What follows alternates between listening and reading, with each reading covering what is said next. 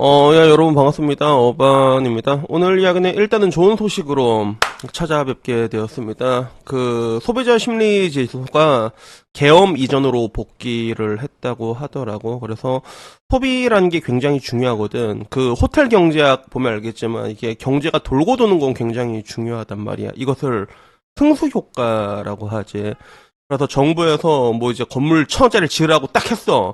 그러면 건설업 아저씨들이 그 1,000억으로 그게 끝날 것 같아? 아니지. 그 돈 번 사람들은 어디 갈 거야? 노래방 갈 거 아니야. 그래서 노래방 딱 가서 살아있네! 이렇게 얘기하면 또 아가씨들이 오빠 왜 이래요? 이러고 또 이제 그 돈을 들고 어디 가?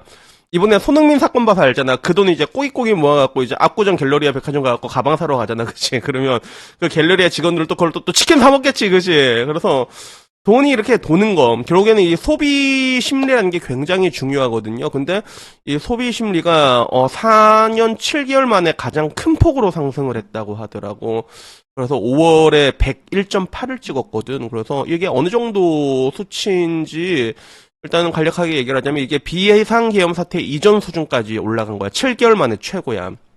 계엄이 작년 12월에 일어났을 때 그때 소비 심리가 88.2까지 떨어졌다가 그 이전엔 100이 넘었고 그러니까 그 이전으로 다시 복귀를 한 거지 7개월 전에. 그래서 탄핵 이후에 첫 100을 넘게 찍은 거고, 그리고 여기 있는 발음이 안 돼. 소비자 심리 지수는 소비자 동향 지수 중 6개 주요 지수 6개를 이용해서 산출한 심리 지표거든. 여기 들어가는 거는 현재 생활 형편, 생활 형평 전망, 가계 수입 전망, 소비자 지출 전망, 이런 것들이 다 들어가는 거야. 어떻게 보면 ISM 제조업 지수 뽑는 거랑 약간 좀 비슷하지, 그지? 약간 이런 식으로 뽑는데, 그래서 기준값보다 100보다 크면 낙관적이고 작으면 비관적인데, 일단은 낙관적으로 돌아오게 된 거지. 그래서 요게 4월 조사 때는 그 탄핵 선고 직후이러죠. 기대감이 반영이 안 됐는데 이번 5월에는 요게 탄핵이 선고가 돼서 요렇게 된 것 같다. 그리고 미 관세 정책에서 부정적 요인이 완화된 것도 영향을 미친 것 같다.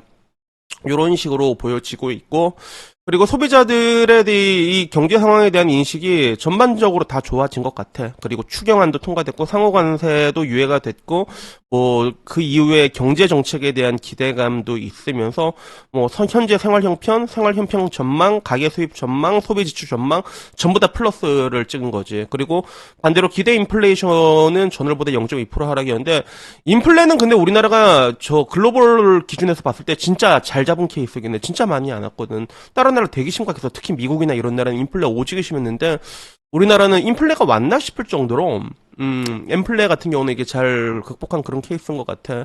다만 이제 5월 주택가격 전망 지수는 이제 더 올라갔어. 부동산 가격은 더 올라갈 거다 이렇게 보는 사람들이 많아졌다고 보고, 그리고 현재 이 주택가격 전망 지수는 부동산 시장에 영향이 좀 크지 않나. 뭐 이제 또 뭐 모기조 론이니 뭐 이래서 뭐 1억으로 10억짜리 산다니. 그리고 이제 사실상 다음 대통령 아직까지 봤을 땐 제메의 힘이 유력하니까 제메의 힘이 되게 되면 또 올라가지 않을까 요런 기대가 반영이 된 것 같아.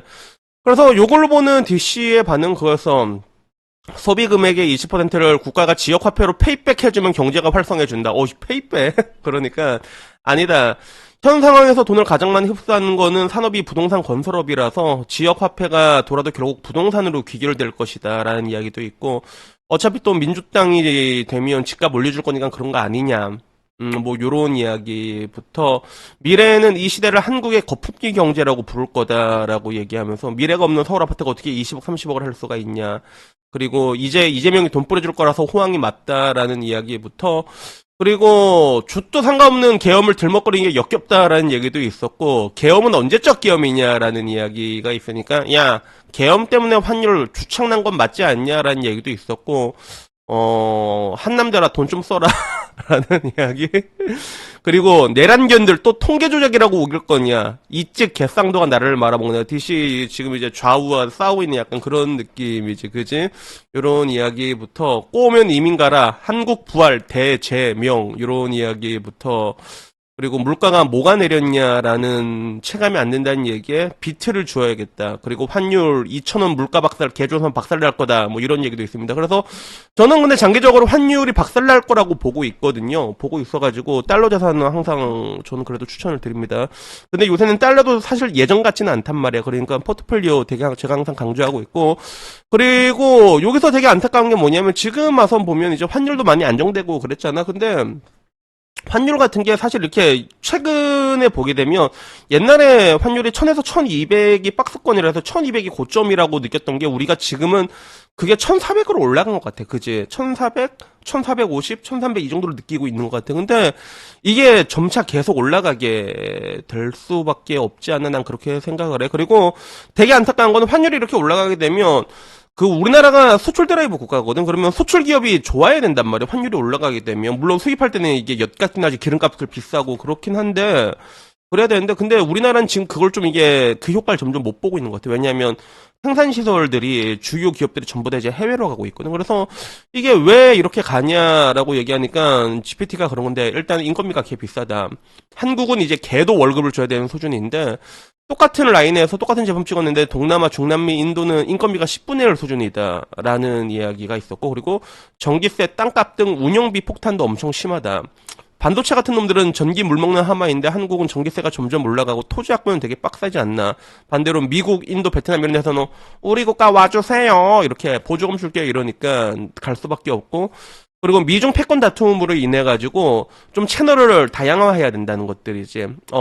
그래서 뭐 우리나라에서 다 생산한 것보다는 그래도 해외에서 생산 기지를 만들어서 거기서 이제 왔다 갔다 하는 게 유리한 부분들이 있거든.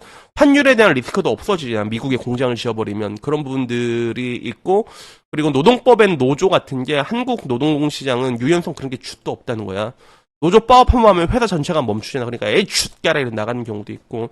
근데 내수도 그렇게 크다고 볼 수가 없다는 거지. 그래서 되게 안타까운 게 수출 드라이브 국가인데 해외로 이게 점점 수출이 되고 있고 근데 이게 근데 그렇게 될 수밖에 없는 게 이번에 삼성전자도 미국에 공장 짓잖아. 근데 삼성전자 용인 반도체 클러스터가 7년째 딜레이가 됐거든. 근데 그게 왜 그러냐면 정부가 좀 일을 삐리하게 한단 말이야. 그러니까 인허가 및 행정적 절차가 계속 지연이 되고 그리고 전력 및 인프라도 부족하고 그리고 정부 지원도 부족하고 그래서 뭐 요인이 굉장히 많아. 여기 보면 공장 부지 확보와 관련된 인허가 절차가 너무 오래 걸려서 7년 동안 딜레이가 되고 있다니까 지금. 이거 아직 시작도 안 했을걸 이게? 그리고 뭐 전력이나 이런 것들에 대한 문제도 계획 수립과 실행에도 시간이 너무 오래 걸렸고 그리고 미국은 이걸 엄청나게 지원을 해주는데 한국은 또 그런 것도 없단 말이에요. 그래서 결국에는 이게 딜레이 트리거가 돼서 삼성이 이제 공장 지을 때 해외 쪽으로 좀 잘 보게 됐거든 그게. 그리고 미국에 반도체 지으니까 바로 보조금 7.5조 원 바로 나왔잖아요 이게. 그러니까 이런 부분들도 있는 거야. 그래서 궁극적으로 소비 효과 이런 거 굉장히 좋아. 이게 많이 돌아야 되거든. 근데 대한민국에서 이 소비 효과, 승수 효과라고 하지 이런 것들을 만들려면 일단 사람들이 돈을 많이 벌어야 된단 말이야. 돈을 많이 벌어야지. 돈을 많이 벌어와야지 외화를. 그래야지 씨 노래방을 가든 갤러리아 백화점을 가든 치킨을 먹든 할 건데. 근데 요런 게 안 되면 지금 당장의 그 소비 심리는 그냥 반짝하고 끝나는 게 아닐까. 요런 우려감이 좀 들은 그런 부분도 있는 것 같습니다. 그래서 어떻게 하면 오늘 이야기는요, 여기까지고요. 다음에는요, 조금 더 재밌는 이야기 있으면, 좋은 이야기 있으면, 그걸로 찾아뵙도록 하겠습니다. 이상입니다. 감사합니다. 땡큐!